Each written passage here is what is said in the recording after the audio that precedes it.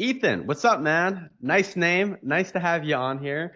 And I'm sure viewers will have lots of gems in this conversation because I have been watching all your coaching call reviews in our community, and they're all like super tactical, super banger pieces of advice. I'm like, do not sleep on Ethan's calls. Do not sleep on either of the Ethan's calls, honestly. And so, for those of you who don't know who you are, what you do, can you give us like a quick sort of 60-second synopsis of what that looks like? Yeah. So my name is Ethan as well. I've been in the high ticket space for about 4 years. I've been studying most of my career. Currently I'm leading a team full of setters. Shout out to Matt, putting me in that position. But I'm also been working the remote life for quite some time, and I feel like, I'm well seasoned at the space, so very excited to be here. Killer. Okay, killer. And so how long have you been in the space now, in total? I've been in the space. I'm about to hit 4 years now. 4 years now. Okay, cool. And what's like in those 4 years, like what's been like your biggest sort of record month that you've had? Would actually be last month. So last month I brought in a little bit over 17K in commissions. Recently, for the past like 4 months, I've been bringing in over 10K. But last month I kind of went hog wild and brought in 17K, which is my personal best. Yeah. Nice. Nice. And that's just setting deals. That like setting appointments for closers. You're not like closing out on any of those? No. Just straight setting appointments, calling them, setting the appointments. They show up, they close. Straight setting. Cool. It's Okay. funny how you talk about 10K a month. You're like, oh yeah, I've been doing 10K a month for a while now, but the best month was 17. It's so funny to hear that because there's so many people that are looking to do exactly what you're doing, where making 10K a month average is the norm. Yeah. Well, I mean, it definitely wasn't easy, right? I've had to learn a lot of stuff from you and other people, a lot of coaching, but I feel like I found my own little formula to be able to consistently be able to hit that for sure. Killer. Nice. Killer. And we'll get into, the specifics behind that in a bit so people can kind of peel back the layers on that like an onion, like what's in the center there to get there themselves. Sure. But like if we just kind of, as Aaron always used to say, rewind back the clocks and kind of bring it back to where like it all started for you. I guess like what did that look like for you? What was going on in your when you're in your life before you kind of got into this space? Yeah, so I got into the space a little later than I would have hoped for. I got into the space when I was 21, 22, around there. Before that, I tried going to college right after high school. Really wasn't for me. I had this big passion and still love animals, so I wanted to become a vet. But going to school and everything, it just wasn't for me, right? So after like a year or two, I just dropped out of college and I was in this bit of a limbo phase where I was just working at Starbucks. So I worked at Starbucks for about like 5 years. Um, and funny enough, I was pretty happy there, right? I worked with a lot of cool people. I thought the money I was making was okay. I was still able to live somewhat of the lifestyle that I wanted. But keep in mind, I was 18, 19, 20, 21, so I didn't really have much of a lifestyle. And then the older I began to get, I began to see some of the people around me growing, and I wasn't able to catch up to them. Right. And so I tried looking into all these different things online to see what would hit. But ultimately, I still wasn't really motivated enough. I was still pretty content with the life I was living. And then ultimately one day I got sick, some kidney condition I got sick with. It wasn't anything too crazy, but it was pretty rare. It put me in the hospital for about a couple days. And that was the first time I've ever been hospitalized. So when I got out of the hospital, or more so when I was in the hospital, all I was thinking about was getting out of there, right? I hate being here. I can't wait to go back to work. Can't wait to go back to my normal life. I dreaded it so much. And finally, when I got out, like maybe 2 days after I got out, I went back to work and I was so excited to see the people I was going to see, go back to my routine. And then something just hit me that like, when I was there, it wasn't enough. I didn't feel what I thought I was going to feel. Being happy to be back, I didn't have any satisfaction doing what I was doing now, and so then it kind of hit me like, you know what, I need to do something. And so my initial response was to try to go back to school, right? I was going to do a course about like 1 or 2 years, and it was going to get me certified to become a PTA, something quick, easy money. Um, but in the midst of that, I was still looking online to see what stuff would click for me, and so I ran into, drop shipping, Amazon FBA, and ultimately I ran into, I'm sure most people know, Cole Gordon's RCA course. And so I ended up booking a call. I ended up booking a call from the day that I saw it to the next day. And eventually I showed up to the call, and I liked what I was hearing. And one thing led to another, and I ended up, joining the program for RCA. And keep in mind, this was 2 days before I was supposed to finalize everything at school. So like I was already about to jump into school, hands on, and I don't know what made me do it. Obviously it took a lot of motivation on the call, and ever since then I started, my setting career, and hopped into a few different offers, and pretty much I'm at where I'm at now, thankfully. And can I ask, like at that time, you were working those sort of Starbucks jobs and stuff like that, and I believe the price point at that point that you bought in was around like that 10K mark to get in, right? Yeah. So like, how did you kind of work through that and justify that investment at the time?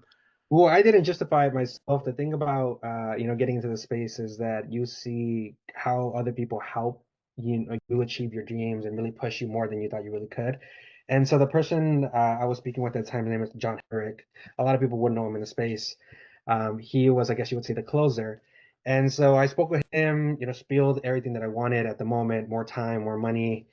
And funny enough, when I was gonna, it came down time to purchasing, I wimped out. I wasn't gonna do it. I told him, no, I'm gonna do this. Let me think it through. I was gonna get paid that night, and so I told him, let me get paid tonight, and then I'll reach out to you tomorrow. Obviously, I was never planning on reaching back out to him, and so me and him went back and forth. It was like a battle, battle, battle. Funny enough, I have this Zoom call for that. I rewatch it sometimes, and so it was a battle between me and him. And then at one point he told me, you know what, bro, let's cut the BS. Let's say, I let you go. Realistically speaking, you're not gonna come back, and that's fine. But let's say you hold on to, it was gonna be a half, so 5K. Let's say you hold down to that 5K right now. You're gonna feel happy because you still have that in your pocket. But what's gonna happen when you wake up tomorrow morning? You're still gonna be in the same position you're in right now before you hopped into the call. Wanting more time, more freedom, and what are you gonna do then? And it was one of those situations where I had nothing else. I had nothing else to say. He left me speechless with that, right? Like he got me. And so sit there quietly for a couple minutes, and then I just said, you know what, F it, let's do it. Gave him my card, I paid, and that's how he got me across the line. So I had my own motivations, but really he saw me see that, doing nothing was worse, sorry, than maybe, being down $5,000 thinking, being a little worried about some money and, at the present time. Was like, did you try to like do this on your own first, or like did you think you could? Like, how come you went straight for coaching? I didn't, no. So I was honestly desperate. Even though I did sign up for school, that was more so my last result, right? So I went through the process and I was willing to commit to it because I was desperate to make more money. But no, I was just kind of looking online, ways to make money, blah, blah, blah. Google, that was initially where I searched and all these things popped up, MSN FBA, and a lot of these things didn't really click for me. And funny enough, even when I hopped into the I guess the call with John, I throughout the entire thing, I wasn't really hearing what he was saying. I didn't really understand the process of it. More so, all I heard is like, you get to work remote, more control of your money, more control of your time. And then after I purchased, he sent me the course information, and I opened it. I'm all like, oh wait, you're talking to people on the phone. So it was a little impulsive. I technically didn't know what I was buying until I bought it. But luckily once I was in there, thanks to like, I guess working at Starbucks and, that kind of environment, I felt comfortable talking to people. And so it just meshed, luckily, right? Luckily I jumped into something that I honestly naturally felt good doing. And yeah, it was just all went from there. And did you pay that in like cash in the bank that you had, or did you invest in that with credit? No, no. So that was I paid it for debit card. Paid it out of my debit card. I didn't even have a credit card at the time. So that was all Okay. my cash. So it Maybe I was was like, like it was like hours, like hundreds of hours of Starbucks, clocking in, clocking out. That 5K was like you were like, man, I worked hard for that money. yeah. Luckily, I had a very minimalistic lifestyle. I didn't have a car at the time. I still lived at home. I didn't even pay rent. So all the money I was making at Starbucks, it just kept on building in the bank, right? And even Mm. though it felt good to have all that money because I do know how many hours I worked to get it, yes, very hesitant to do it for sure. Cool. How long were you in the program before you got your first role? Um, I think about a month, right? Okay. So once I went through I invested into it. I'm all like, I mean, I spent all this money, I'm gonna have to make it worth it. So I jumped into it right away. Day one, went through the training, took notes like crazy, jumped in all these mock calls. I reached out to everybody. And so I made it pretty obvious to my coach at the time that I wanted to get on roll. Like, this is what I want to do. I'm taking this serious. Just put me on, put me on, coach, anywhere you want to put me. And yeah, luckily I landed my first role within a month. It was an Airbnb offer. We were telling people how to get into Airbnb, short-term rentals, that kind of stuff. And luckily, just with the base that I was making there, I had already replaced my income completely at Starbucks, just What with the was base. that? $2,000. Okay. So I was making 2,000 a month at Starbucks, working all those hours, just with the base at that offer. I replaced it completely. So And already it that's was an entry level job that you yeah, trained for in 1 month to get. And you were going to go back to school for 2 years. yeah. I was gonna go back to school to make maybe like $5 extra more than I was making at Starbucks, right? But still, all those long hours and everything would have been there. But just with the base at the offer that I was on, it completely replaced my income. And then everything else, the commission was just That's on top of crazy. that, right? So for me, it felt like a win right away. Yeah. Yeah. Okay. And I wanted to follow up with that too, because I know like at that time that program was more predicated towards like closers than setters, right? And so like how did that sort of first few months like work with you? Did you feel like, you were earning, yeah, I mean, just how did that work with you? I guess you can kind of take that question the way you want. Yeah. So I mean, the good thing about the space is that it helps you understand kind of where you're at, and it teaches you right away that it's skill set based, right? It's not more so what you think you deserve, but more so the skill set that you have is going to put you where you deserve to be. And so, because I knew I was new to the space and I did go through some of the closer training, I'm like, this is way too advanced for me, right? And so I went through the setter training and I'm like, this is great. Entry level, I know what this is talking about. I can pick this up pretty quick. So I didn't feel any sort of way negatively that I wasn't closing right away. I'm glad that I put myself in a position where I wanted to be initially, right? Making more money. I already had more time on my hands. I was working remote, spending more time with my family, which is initially the goal. So even though I wasn't closing, even up until now that I'm not closing, I don't feel any sort of way about it. I've been able to upgrade my life in many different ways without having to go into closing. So I don't think that downplaying setting is in any way fair because based on what I've seen and what I've done, setting has taken me many different places without even having to do any sort of closing. Yeah. And there's plenty of closers that are only doing 10, 11, 12K a month, and that's like what you're doing with setting. And then especially when you did that 17K month, that's like what the most average closers are making anyway. So you're honestly having more flexibility in your calendar and making just as much as what a closer would anyways. Yeah. I think there are currently like 4 or 5 setters on our team, closers on our team, and I've made more than the bottom performers, right? Obviously, the top performers, they made a good amount. But yeah, that's very comforting for me to know that I don't have to be closing to be making as much money as a closer. You know what I mean? Yeah, just setting appointments. Pretty much, yeah. I personally don't feel that closing is for me. I mean, people have their own interest, right? I've thought about it, but the idea of closing and sitting down on a Zoom call for about an hour really isn't for me. I still feel like I'm helping people, making an impact in people's lives just by sitting, the exact same way. Totally, Cool. 100%. So basically, barista to high ticket remote setter. Yeah. I take a remote setter, upgraded my life completely, to be honest. One of my initial goal getting into the high ticket space was to get out of Starbucks. I achieved that within a month. And then second, my goal was to get a car because I didn't have a car. I achieved that within 3 to 4 months.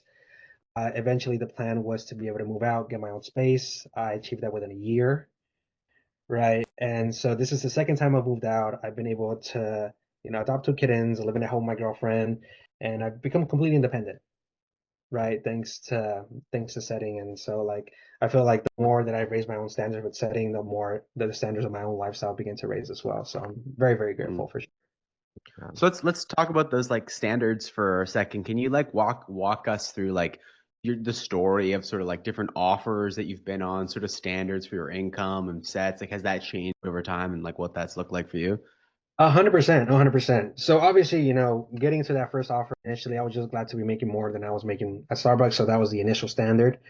And then the more I began to build up my income, keep in mind at the time I was still living at home. I wasn't paying rent. Expenses were really low. I managed to get my own car. I got a new car that had just came out the year, so payments were really high, and so that kind of raised my lifestyle a little bit because obviously I didn't want to fall back on payments, etc. And so then I began to add a bunch of stuff to myself, right? So I began investing a little bit into like crypto. So stuff that I wanted to do, like just began to raise my lifestyle, right? And began to see I need to be making minimum this much to be able to do this, but obviously I want to be making more. And so every time I started getting into a new offer, I already had a certain standard, right? So this is what I need to be making to maintain the lifestyle I want to live, but ultimately I have these goals that I'm still trying to achieve. And so one of the bigger I guess one of the bigger goals that I had at the time was also moving out, and that was going to be the biggest financial commitment and financial goal I was going to make at the time, being able to pay rent by myself. And so eventually I got to that point, right, when I was paying rent, moved out with myself, paying utilities, light, internet, like all these things begin to add up, and so that kind of raised my standard as well, right? But eventually I got to the point where I feel like I built my skill set enough to where my lifestyle was really easily attainable. And so more so, I was reaching the goal of a monetary goal. And so it went from like 6K, 7K, 8K. And so now the minimum that I'm trying to achieve anytime I go into an offer would be pretty much about like 10K, which luckily I've been able to consistently hit. Totally. And so your first offer was that Airbnb offer. What was the next offer you went to from there? RCA, I started working with Okay. Colt Company. Yeah, I did pretty well at that original company with the Airbnb offer. And I caught eye of some of the people at RCA, and so eventually that first offer didn't really work out too well. And so when I was in the limbo of picking up a new job, they just kind of grabbed me like, hey, we think you'd be great for RCA, and so they just kind of took me there, right? Which is pretty cool, right? Because I got to kind of, I guess, sell something firsthand that I was doing myself. So Yeah. that was a really fun experience. That's kind of where I met you, and I met a bunch of other people that I know in the space. But yeah, I went from there to RCA. Nice. So then essentially, 4 years and then what, three offers now because you've been on with Springs for about a year now? Yes. Nice. Cool, man. What's been your favorite offer that you've ever worked for so far? Even though I think I'm making a lot of money with Springs, it would have to be RCA. It Yeah. would have to be RCA, right? Because I've grown to really care about the cause and what we do here at Springs, but there's really nothing like being able to sell something that you're doing yourself, right? And a lot of times when I was on the setting calls with a lot of people in RCA, I would literally, go off the floor of the call and be like, "Hey, man, like, pretty much what you're doing now is what I'm doing, and I could tell you from firsthand experience that it's possible. What you're trying to achieve, trying to get out of the minimum wage job, just by achieving your first role, you're able to do that because I did that." Right. Yeah. So I would say that definitely the funnest offer that I've been on would have to be RCA, not only because of the offer, but because of the people that I work with as well. Yeah. So you then say that like if you were like coaching someone or mentoring someone on getting into the high ticket space, you'd say, hey, like find something that really personally interests you and then go sell that. Because if it's something that personally relates to you, it's your conviction behind it's going to be so much higher.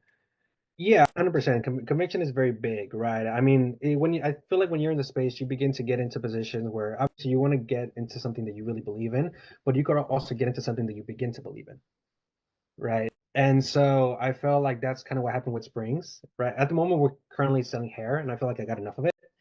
Right. But when you begin to speak with people and you begin to understand that people are going through this and they do this because they want to better themselves, ultimately you're doing the same thing. You're helping people, getting them to be somewhere where they want to be. And even though I haven't needed any sort of hair restoration myself, it's very comforting to know that, you know, for example, last month I brought in 60 units. I was able to help 60 different people uh, take one step closer to the goal that they're trying to achieve, which for them is, achieving more hair, pretty much. Oof. Whew. Whew. Okay, so between like those three offers, then I guess a lot of people I get asked all the time. It's like, where the heck do you find these offers? How do you get these opportunities? Where do I go? Right. So what did that look like for you for each of those three? I imagine the first one was from the pipeline from the program you purchased. Yeah, yeah. Well, I mean, I would say that my experience is a little different. I have a lot of people ask me this, like, how did you find these offers? And funny enough, like the first offer, yeah, was from the pipeline. So I interviewed for it. I was very new to the space. But going into RCA, I was just kind of, because I performed very well in my initial offer, they just kind of grabbed me. I didn't really have to interview for RCA. I just had the first day I spoke with someone on the team, I was just kind of onboarded there. Like, we think you'd be great. Would you like to work here? I said yes. The next day I started dialing. And same thing happened with the company that I'm at now. I didn't really have to interview. I did pretty well at RCA, and they just kind of grabbed me here. And they're like, you know what? We think you'd be great here. Do you want it? Yes. Did onboarding, and I started dialing right away. So I was a little bit of a different approach to the way that I got into these offers because I didn't really have to interview. I was just kind of grabbed, and there was alignment right away. But for people who like don't know even like the pipelines or like what that is, like how, like for example, like how would they know like what numbers you're doing in the Airbnb offer that they could just snatch you, or how could they put you on this like Springs offer? Like how is it all sort of like connected? Well, I think that the high ticket space, even though there are so many different companies, I feel like a lot of people know each other. Right. I feel like they know each other. And so, like, not only is performing and putting out numbers is very important in the space, but also just building connections, right? Getting to know your leaders, getting to know the people that you're working with. I personally felt that every person that I've worked with, that I guess has been my boss, has been some sort of a mentor for me. And so that's initially what happened. When I got into the Airbnb, into RCA, my boss at the time was very close with Brian Ostermiller. And so when that company wasn't really working, all he had to do was like, hey, Ethan is really good. You should give him a chance. Brian spoke to me, grabbed me, and brought me here. And so I feel like a big part of that is just not just kind of working endlessly, but really getting to know the people that you're working with. These connections is very, very big, right? And so same thing has happened with Springs. And so luckily, because I've built such a good relationship with Matt, Matt has opened so many different doors for me. And if it wasn't for him, I wouldn't be in a position where I'm leading a team, which is ultimately my goal, right? And so even though I feel like, these numbers and everything you do could be really great, I definitely think that building connections in the space is just as important as producing good numbers, in my opinion. And what makes you so good? Like how do you produce these numbers, you know? What's the Man. secret sauce? Um, it's hard to say because I mean I work with a lot of people and they ask me pretty much I think the same question, right? And I've had people like shadow me and they're like, "What do you do?" And to be honest, I feel like I just kind of do everything, I guess you would say by the book, but to a T, right? So like this might be getting a little too specific, but like when it comes to the follow-up process, when it comes to tech sequences, when it comes to nurturing, I feel like I just began to learn these kind of things. And I mean, if we talk about this, it would be a whole different kind of podcast, right? But I just feel like everything that you need to learn, I begin to master it, but not only on the clock when you're working, but off the clock. So I've made it a very big thing, part of my lifestyle that I have to learn, that I had to learn over time to be able to completely disconnect. Because even though I love what I do, if I make this my entire life, and I did at one point, it begins to affect negatively the way that you perform on when you're talking to people, your mentality. And so I think a very big eye on as to why you're doing this, right? Because people really, I've spoken to a lot of people who really get focused on, making money, producing good numbers, and they're like, I don't know why I can't do this. I don't really feel like doing this today. And more so, you have to really think about why you got into this in the first place, right? And so and be grateful that you're in the position that you're in now. So I would say that that's my biggest secret. I'm able to like really disconnect, right? Because when you're able to disconnect, and for example, I like to go to music festivals and watch DJs and stuff. When I'm able to go off a weekend and come back and go back to work, I feel grateful, right? Because I'm able to do all these kind of things because of what I'm doing now. And if I want to continue doing these things, I'm going to have to be able to perform. And the only way I can do both and really balance both is when you be able to disconnect, right? So be 100% in when you're working and be 100% out when you're not. I feel like Yeah. that would be the biggest thing. Obviously, there's a lot of little things in between, like, when it comes to setting, skill set that you have to learn, but I feel like that's really the biggest thing for me, at least. That makes sense. And I'm just gonna unveil the curtain back behind what your secret sauce is, because I've worked with you before and I've looked at your numbers. So, from like an in-work zone, because like you're totally right, what you're doing outside of work, well, like nobody really knows like how well you're taking care of yourself outside of work because we've only seen each other like remotely like this, right? So that on off the field stuff does make really big impact. But as far as the things that I know that you do really well when you're on the field, that literally night and day sets appointment setters apart is the follow-up systems and processes. If you actually are doing your follow-up, you're like in the top 1% of appointment setters versus everybody else. So like that's a huge gap, and you're very diligent with that. It's not just like, oh, one time a month I kind of looked at follow-up. No, like it's something you go through every single day, and you get one or two or three extra sets from that every single day, and that stacks up over time.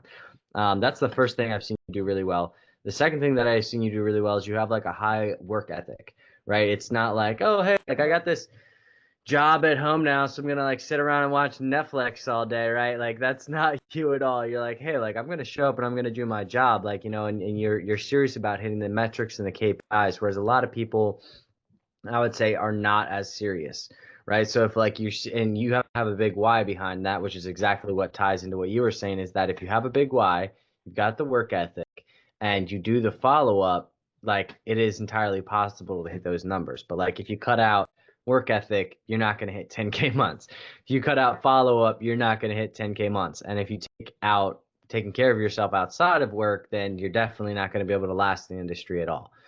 Right? So I think all that stuff makes a lot of sense. What would you say to somebody like thinking about jumping into the high ticket space? Like, think like, somebody's out there like Googling and like YouTubing, like how to make money online. Like, I know you've seen a lot in the industry over the last couple of years because there's a lot of offers that actually help people start e-com stores and help them do this and help them do that. But like from your standpoint, what would you say is like kind of like the best, fastest, easiest way? Um, well, I just obviously I'm gonna sound a little biased, right? Because I've been setting, so I think that setting is a great opportunity, right? Because not only could it help your income, but it really helps you grow as an individual, right? For me, English is my second language, right? So this is something that had definitely helped me develop my vocabulary over time, the way that I speak to people, the way that I feel about myself. So I think that this is great. But more so for people thinking about jumping in, I would really tell people to think about why they want to do it. And the reason I say this is because I recently had this conversation with my brother who has been going to school. He's been thinking about it, he doesn't like it, and many of these different things. I didn't really tell him anything. I want to think about what you want to do and think about what the things you're trying to achieve and what are needed, right? And so that he told me that he wanted more time for this, he wanted more income. Was this possible with what you're doing now? No, not really. So really weigh out your options of what you want and what you're doing to be able to get those things that you want, right? And so eventually, once you begin to narrow these things down, you're going to see what your clear options are. And so that's kind of what happened to me over time. And that's kind of what's happening to my brother right now. So I would definitely say to weigh out your options, think about things you're trying to achieve, what needs to be done, what kind of lifestyle you want to live in between then. Um, and from there, once you find it, just jump into it, right? Yeah. But definitely get into setting, I would say. And didn't your brother just jump into the setter to closer program? Yeah, he literally just jumped in Yeah, I about thought he did. 2 days ago. 2 days ago, honestly. And same thing. He came to me and he started telling me like, I don't know if school's for me. Everyone says that, right? Why? Like, why specifically? He started saying, well, I mean, I don't really have any time to do the things that I want. I don't really feel like I have a passion for what I'm doing anymore. Plus like the income that I want for the lifestyle that I want to live in the future, even if I were to go to school for these next 8 to 10 years, I don't think I'm gonna have that, right? And so he slowly began to figure these things out. And it was a bit more easy for him to get into what I'm doing now because he's seen what I've done. But it made it very easy for him to make the decision to jump in because he already figured out what he wanted out of his life. So this is why I say that I think it's very important to figure out why you feel the way that you're feeling now and really think about the lifestyle that you want to live and jump into something that could allow you to do those kind of things, you know? Yeah, that makes a lot of sense. And you directed him to setter to closer. Is that where you'd say if someone wanted to start out with appointment setting? Like, is there any other option or anything else they could check out? No, no, I feel like with Setter Closer, I think it's very beginner friendly and also it's very good for people who are trying to, raise the skill sets. When I'm on my coaching calls, I get questions from, very beginner setters to people who are trying to figure out the follow-up process. What I say when this comes up, what to do when this comes up. So yeah, I feel like when it comes to Setter Closer, you'll be able to definitely find a coach or be able to get the tips and tricks that you need for whatever level you're at, for sure. Are you liking coaching now that like, you've done this for like 4 years, now you're coaching other people on it? Like, how are you liking that? I mean, I love it. I love it. This is why I went from setting to setter lead because when I was in my other positions, when I was performing really well, people would come up to me like, "Hey, what are you doing here? Can we hop on a Zoom call? Hey, do you think you can review this call?" And I began to learn that I like helping people, right? I like when people could rely on me and they feel comfortable asking me for help. And so this is why I wanted to get into leading a team, because when people feel like they rely on you, obviously it's a very good feeling, right? And especially when you give them tips, they implement it and they achieve the goals they're trying to achieve, whether it's a close, a better show rate, it feels really good. So, when it comes to coaching outside of a closer, it's very fun. I look forward to it all the time because I definitely feel like I'm helping people kind of achieve things that I've already done myself. And I remember when on one of your coaching calls, there was someone who had English as their second language. I think it was Rachel, and she said something like, "Oh, I wish English was just my first language because this would be so much easier." And I almost half expected you to be like, "Oh yeah, wouldn't that be the dream? Ha ha ha!" But you were like, "No, like don't say that. Like don't think that. Don't say that." And I feel like accents is a big thing that people like see as like a wall to getting into this industry. And so, what are your kind of thought? Like, I remember what you said, but I'd love for you to kind of repeat and kind of hear again for the viewers. Like, what are your thoughts around sort of accents and people getting into this space if English isn't their first language? No, I would definitely disagree because I mean I've seen it in the past where that hasn't been a barrier for many people. I mean I'm sure you know this person, Matt. You remember Susan from RCA. Right now I think she's closing or leading a team, one of the two. But when she was at the time, she was a top performer, and she had an accent, right? And so with one of my team members on the team right now, his name is Marcus. He has a really like heavy German accent, and a lot of people would think that that's bringing him down, but he brought in over 30 closed units last month, right? And so I don't think that that gets in the way. If anything, maybe that kind of portrays more of who you are. People get interested in something when you talk to somebody with an accent, you know. But I definitely don't think that's a negative thing, right? I've seen people do better than me. I've seen people really succeed in the space even with an accent. I definitely think it's all about skill set and just I guess the confidence you have on the phone, right? Just really own it, I guess I would say. Yeah. My favorite accent story to go off of when we talk about accent stories,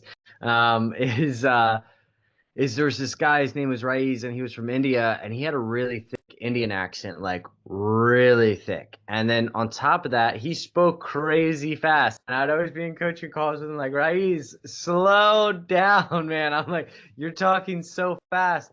And despite that, Raiz's best month is he made 16 grand in a month setting appointments, and he like went and got himself a brand new house. Like, like he definitely, like, you have to have a certain level of work ethic to push beyond that, and the right company has to be able to give you the right shot. But like there's totally, I mean, like I think like between the three setter teams that I'm currently managing right now, like almost half of them all have accents from like all over the globe. Like it's not something that really is like a barrier. It's just if you allow it to be a barrier, if you think it's a barrier, then it's going to be a barrier. Yeah, yeah, no, 100%. A lot of people say that I've been living in the States for quite some time, so I think I've lost my accent, but a lot of people have said that my accent comes through. But even then, like I was saying, I don't think that's a barrier, to be honest. No. You heard of Matei on like I feel like on every coaching call he's done, he always brings up that story where like he was interviewing for like 10 setters or something, and there was that woman with that thick German accent. And the whole time he's like, man, I can like barely understand this woman. And then at like the very tail end of the interview question, who would you bring on in this interview? In addition to hiring you, who else would you bring on? And I think what he said was like her response was, to be honest, like I wouldn't bring on anyone here because like I don't think anyone has the determination and grit and will work hard as I will. And Mateo was like, okay, kind of badass, but I like it. Well, okay, let's see where this goes. Worst case scenario, I fire her in like a month after ramp up or something. And I think to this day, she's still on an offer. I don't know if Matea's still involved with her or not, but like she's still just like crushing it, man. She's like Yeah, this old German lady just destroying. And maybe it's that German accent they got an advantage over everyone else, but I don't know. And you got the Indian accents too. I don't know. There's clearly something there. yeah. I was gonna say it's if people think that it's a barrier, I think it's complete BS. Not at all. So Yeah, what I have would to agree. you what would you say about people that are like kind of like weighing out the options? Like now that you've done appointment setting, you can kind of see on like the other side of the curtain like how hard it is to like run your own offer, like the setup, the setters, the closers, the CSM, the fulfillment, the product, like you know the 11 plus skill sets that you need to run a business versus appointment setting, right? Like in my opinion, I'm like, you know, there's a lot of people out there that help people start businesses online, but it's like one of the things you'd have to learn is appointment setting. If that's not something you even know yet, like why not just start with appointment setting and then start your business later? Yeah. I mean, this is kind of what I learned when I was in RCA. One of the most important skills that you have to learn, whether ultimately your goal is to build a business or not, is you have to learn how to communicate and you have to learn sales. Right. So if you want to get into doing that, I feel like a good baseline understanding of everything is setting. If you've never done that, if you're completely green into the space, I think it's the best way to get into it. So yeah, I mean, and besides that, it's a complete 9-day difference between wearing all these hats. And just to give you an example, yesterday, I had to run to Petco with my girlfriend to go buy some more cat food, and I ended up taking a call on the way there. And I ended up setting the guy in the car while she was driving, and he showed up today and he closed. Right. And so it becomes very simple, right? Very simple thing. You still get to kind of live the lifestyle you want to live, and you learn a really good skill set along the way, you know? Where do you kind of see yourself now that you do have the skill set of sort of sales, communication, leadership to an aspect? Where do you kind of see yourself going in the next like couple of years here? You know, between like goals, just like monetary goals, but also like just role wise. Like, you think you're going to stay in this, go into like owning your own business, or what do you see for you? I mean, luckily, one thing that I also learned getting into my first offer with the Airbnb offer is I've always wanted to get into real estate, right? And because real estate is just supplementary income, passive income in a way, and I think that's a real thing. I just think that you have to go about it to achieve that. But obviously, you do need to be making a good amount of money to do that, right? So, I think with my goal, I'm happy where I'm at right now, leading a team. But obviously, I want to be able to achieve more and more, right? So considering that I've been able to bring in 10K consecutively pretty often, my next goal would be pretty much 15K, right? And I mean, I'm still figuring out what I have to do to do that, but I don't feel like I'm ever going to stay content. I feel like I'm always going to want to grow. Eventually, I want to be able to get to the point where maybe I'm a sales manager or maybe even own a business. Who knows, right? But I don't ever think I'm ever going to stay here. I'm always going to try to find new opportunities as to what could take me to the next level for sure. Sure. Like success always leaves sort of breadcrumbs, right? And so with your, you said, was it 16K month that you just did, or was it 17, 17. like 17? Yeah, there's Okay, one with the more. 17K month, I guess like if you like had to reverse engineer that between like the 10K months you've been averaging, is there like a just a simple answer to like what was the difference? Was there just like way more leads, or was it, you know, something more than that? Funny enough, I think there would be two things. Is this would have to do with something on the clock and one off the clock. So we already talked about this with Matt. On the clock, I would say follow up. So I managed to bring in over 60 closed units last month, and about maybe around 40-ish of them were from follow up, my old pipeline, not even new opportunity. Right. So it just kind of goes to show how much money is sitting when people don't work the pipeline, how much money is sitting when people just forget about old leads. Right. So I think follow up is very, very big. And then I would say off the clock would be I recently moved into this new place with my girlfriend, and we got new kittens. And so, like, I had this new sense of motivation as to why I'm doing this, right? Keeping in mind my why. And so, putting those two things together, it was very easy, right? Very easy trucking along, very easy in having all these conversations. I didn't even think twice about it. And then the month went by, these closes came in, and I ended up at 17K. And I'm like, oh, that's crazy. But then again, it was very easy for me because I really had these two things locked in. I really knew what I had to work on and off the clock, and everything just kind of fell into place, I would say. Whew. So when you say follow up, like again, it's not like just following up on like a deal from, you know, a couple weeks ago or a month ago. Like you mean it's like all time and like old leads, or how do you mean exactly? Yeah, I mean, all the time. I mean, I brought in one of my closes last month was somebody who had opted in a year ago, right? And so you would consider that like a dead lead, right? He could have found other options between then, but he didn't, right? So yeah, like So follow up is follow. essentially, So essentially, he was still walking around bald for the last year until he got re. Yeah, that's what I'm saying. And funny enough, when I spoke to him, I was like, yeah, I mean, I looked at this about a year ago. I had all these things going on, but I mean, I'm so happy he reached out. Everything has begun to calm down. He's running a business. He was, in the process of starting it up. And so a year later, things have begun to calm down. He could focus on other things, right? And these things happen to everybody, right? Just because somebody isn't able to do stuff now, a lot of people get discouraged. But like, there's a lot of power in follow up, and there's a lot of money in follow up too.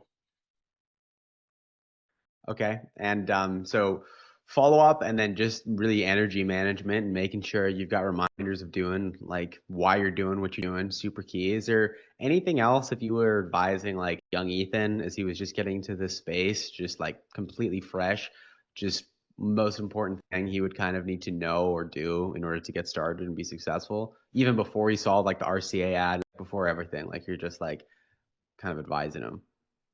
Um, I sound like a broken record, but honestly, I would feel like the biggest thing is just kind of figuring out what you really want to do in the future. Like it took me until I was 22 to figure out like what you to really look ahead into the future, right? Before then, I never even thought about that.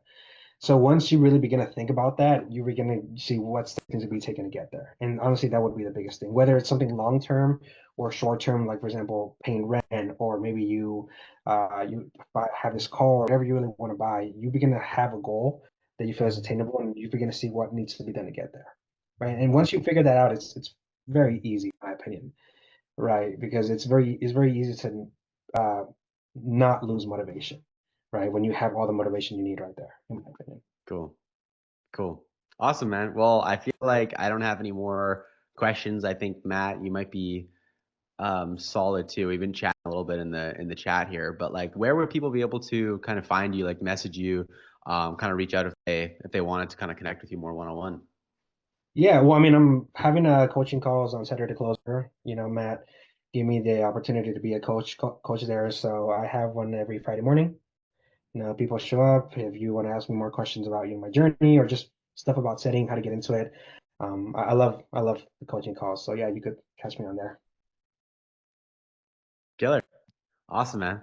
Well, appreciate the time. You are a legend in the space, and you will continue to be one as you grow and become a real estate mogul, all invested by setting money, Yeah, setting dollars. for sure. Yeah. Well, yeah. I mean, this was fun. I was looking forward to this. Very long time in the making. It didn't happen with Aaron, but with his protege, it was just the same. It was very fun for sure.